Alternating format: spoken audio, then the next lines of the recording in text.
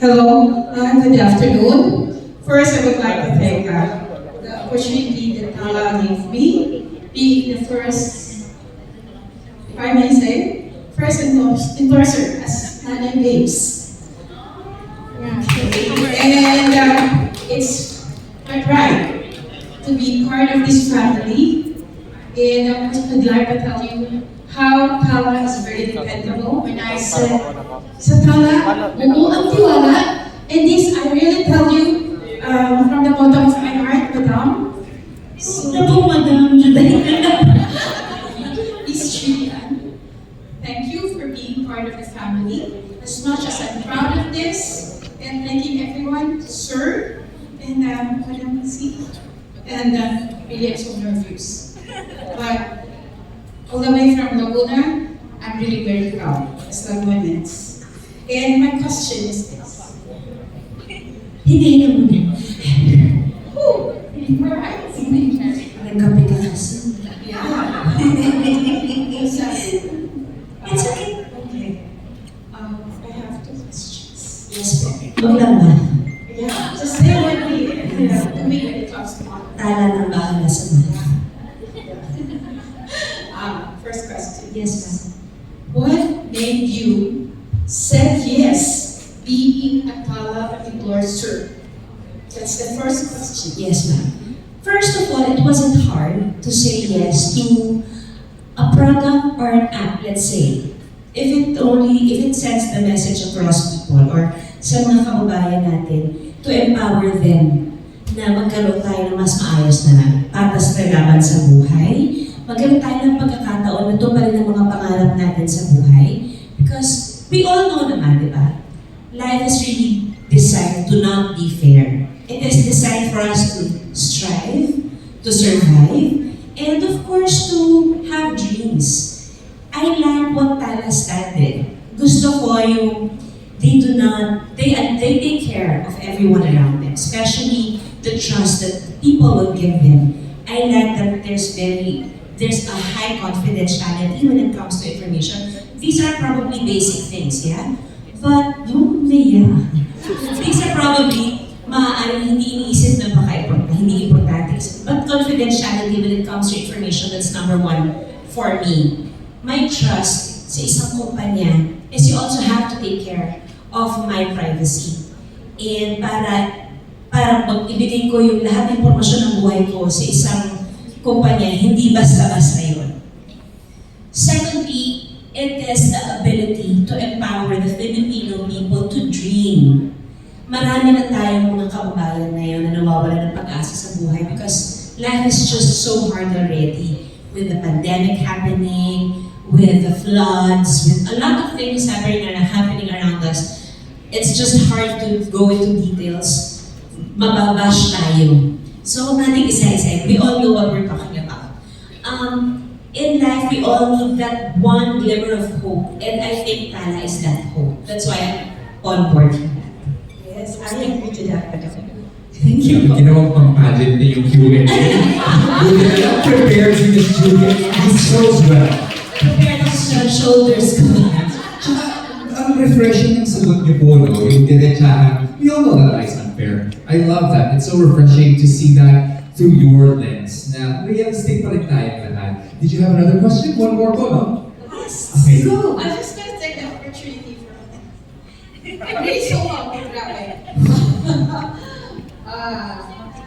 What other words of encouragement can you leave to us people here who is really believing in Tala and as a new endorser now? Can you give me more encouragement that I never would ever regret because I am in a very established company such as Tala? Okay, with the information that I have for Tala, Tala has been taking care of, they have been in this industry for 8 years already. Hindi ba? Hindi lang siguro madalas na narinig, but ang isang kumpanya, para tumagal ng ganun reliable nang walang negative issues or anything, it means they're really doing a great job. Second, it gives us the chance, again, going back to what I said earlier, it gives us the chance to dream and hope. And ako kasi, when I look at a product or look at a company that I'm going to be partnered with, hindi lang ito pwedeng nag-benefit ako lang. The benefit that Tala will give to everyone is the benefit to dream, the benefit to be able to finish their studies, the benefit to be able to be responsible and to have that feeling of entitlement na kaya ko pala. Kasi may kasama ako sa laban ko. May powers pala ako because I have Tala support with me. And what I think it's really important that everyone should know, Tala will actually guide you every step of the way. And like ako, kung halimbawa hindi pa ako marunong gumamit ng ganitong mga apps or anything, it is very basic, napakadali niyang intindihin. Even yung mga tao, sabihin natin, naku, hindi ako nakapagtapos, hindi ko ito maiintindihan. Hindi po ako nakapagtapos, pero gets ko. I understand it, no pressure. They will actually help you, make you understand, ito lang yung kaya mo bayaran, o di ito lang muna tayo. I mean, it is something that's always nice that you have a backup plan when it comes to investing, when it comes to loaning, or when it comes to your future. We all have, even the younger ones, I encourage the younger ones now, no? Hindi naman ang paglo-loan, hindi naman to dapat pag may asawa na ako, tsaka ako maglo-loan. You start your dream when you're young. What po?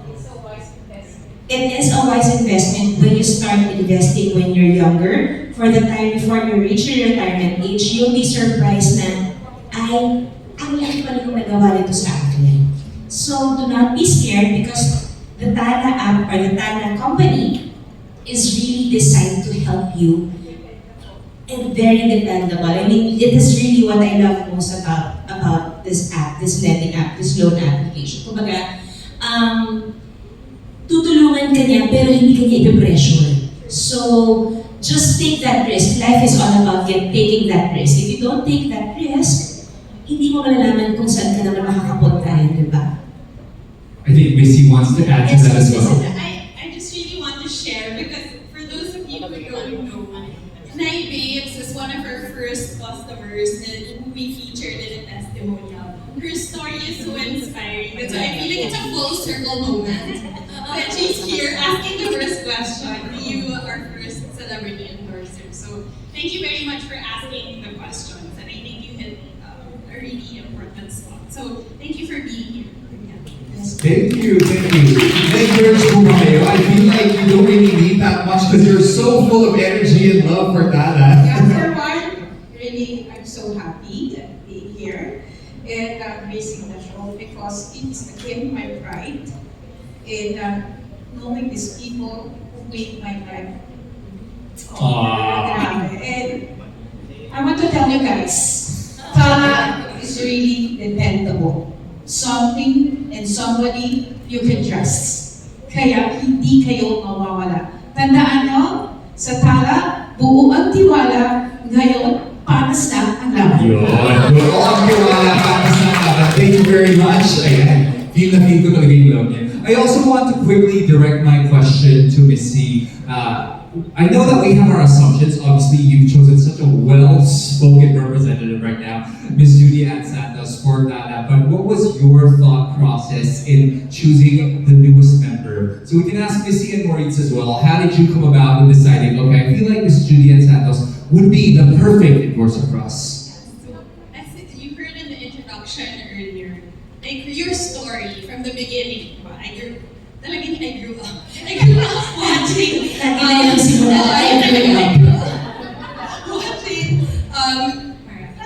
like the evolution of everything that you've become. I've seen how much you've grown, and it mirrors the stories of our customers. Because we always have yung mga interviews with customers. This is not something that's lip service. We always talk to our customers. That's why we found the likes of Inay Babes, you know. And then through their stories, dun namin nakikita yung similarities of their stories with your stories, what you represent, yung underdog stories and how you fought against all odds kahit unfair ang buhay. And then yung lumaban ka ng patas. And having that superpower and then what you stand for, the values that Dallas stands for, I think it's really, really aligned. We also did a lot of interviews with customers who mentioned you. It's like when we were thinking of like who was really the best person to represent Tala, it was affirmed and they see themselves in your story. So that's really how it all came together. And full circle going on. Did you want to add anything to that? I can add my personal perspective because even though I've been in the Philippines for more than 10 years, I obviously, in fact, when we first decided, okay, we would like to hire an endorser, like it's a bit of a blank slate for me personally. So the team brought a couple of suggestions to me, and I think when Julianne's name came up the first time, obviously I asked a few questions. It's like, what's the background? Like, what do we need to look out for? You never watched Mayat Na as a kid too? 10 years ago. It's on top of, Years ago. I think naka-record naman, di ba? Send na lang natin again. it's on top of my list. But the conclusion, like, there were two main things. One was obviously we were speaking to customers, and the customer's voice was very loud and clear that Julianne is the person we would like to see, which I think in itself is probably the strongest support that we could have seen. And the second aspect was really when I heard about the aspect of trust, like obviously being an accomplished actress, being a mom, so all of that resonated with me personally quite a bit, and I think the choice was pretty clear and easy for us. Love it, and I think everybody's pretty happy with the choice that they made, yes? And people about that. Okay, any other questions from the press? Feel free to just raise your hand, don't be shy, yes? Over there, yes please. Hindi ko to kilala. Hi, July. Hi, Mars. Hi. I'm Jeff Fernando for the Daily Tribune. My question is for Julianne. Julianne, sa showbiz, di ba your life is an open book? Napakahaba ng pagsisimula mo. Maaga kang pumasok sa showbiz para makatulong sa pamilya. Can you tell us or can you share yung mga challenging times noon na naging nakatulong sa'yo kung sino ka ngayon? Can you share those trying times na nalagpasan nyo? Alam mo rin yung sinasabi? Mahaba yan, Mars. Mas mahaba yan sa parang klaro. No. Yes, tama naman si Jeff. Hindi ako, wala naman akong itinago sa industriyang kinalakihan at minahal ko. And everyone from the industry, especially the people from the press knows that. Especially yung mga kasabay kong lumaki at tumanda na dito. O, sabay tayo ha? Yes. Kasama tayo dito ha? Yes.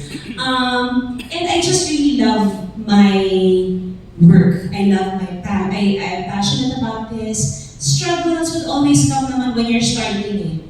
I think of me as really just working. Hindi ko talaga inisip ang sarili ko nung bata ako na artista. Alam ko talent ako because I started as a talent. I would, mga anak ako ni Ate Maricel or kapatid niya ako or my first roles before when I was starting, papadami lang talaga ako ng mga bata sa, let's say, sa TVC, papadami ako sa mga batang extras sa pelikula ng Regal Films.